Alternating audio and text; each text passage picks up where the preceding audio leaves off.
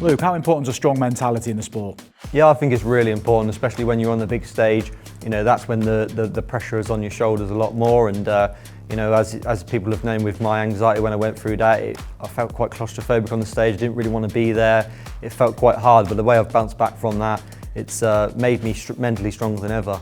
And I think, you know, in certain games I've played in majors that I've won, I've been on the back foot, but I've had that never say die attitude. And that's a tough mentality to have, but I think that comes with experience. I think darts is 78% more mental than it is actually playing.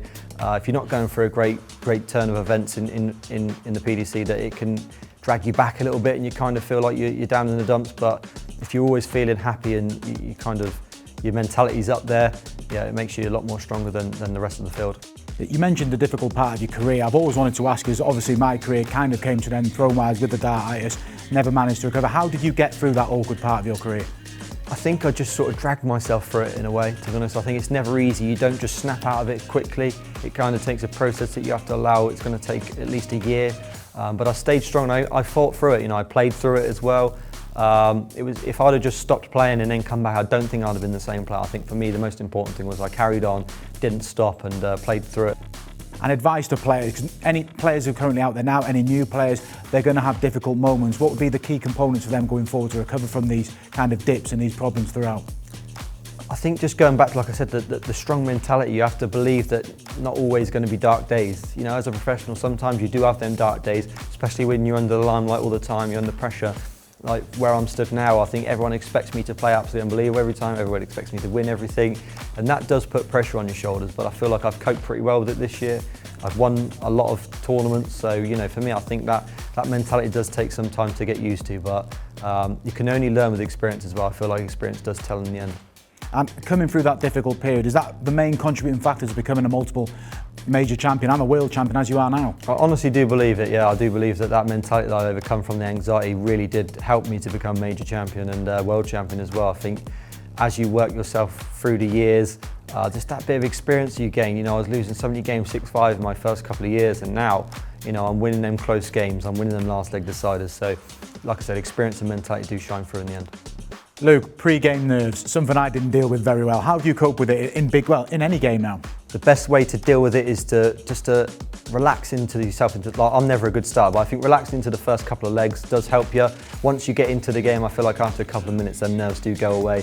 And I think that's why I'm a good player in such long formats, because once I'm settled in, that's when I can really hit the heights. But you know, I always feel like you get a little bit of nervousness at the start of the game, but after the first leg's done and dusted, especially if you win it, then nerves just disappear.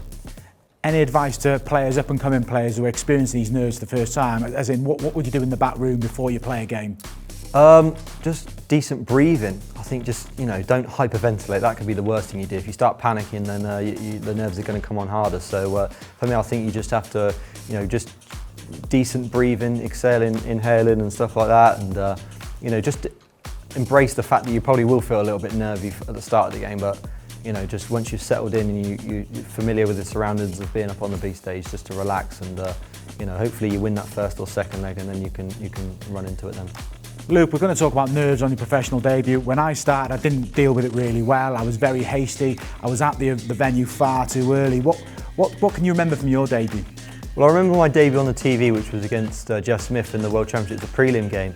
And I kind of felt like it was a free roll for me. I wasn't, you know, in the next year I was going to be a professional. This was a bonus from winning the development tour.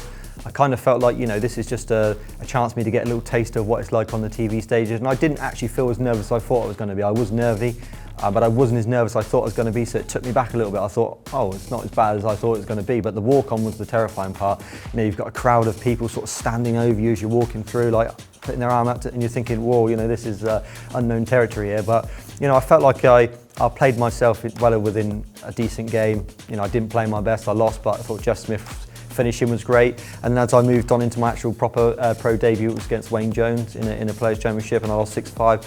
I remember being a lot more nervous then, because I knew that, you know, this was the chance for me to start earning prize money on the tour and ranking money. When it got to 5-0, I noticed myself incredibly nervous. I didn't win the ball, so when you're playing against someone and you're really nervous and you haven't got the throw, it's really hard. So yeah, it was just a good experience, and like I just said, them sort of experiences you learn from. And then I kept losing 6-5 all the time in the future, to be honest, but you learn from their mistakes and you learn from their experiences, and it makes you a better person and a better player.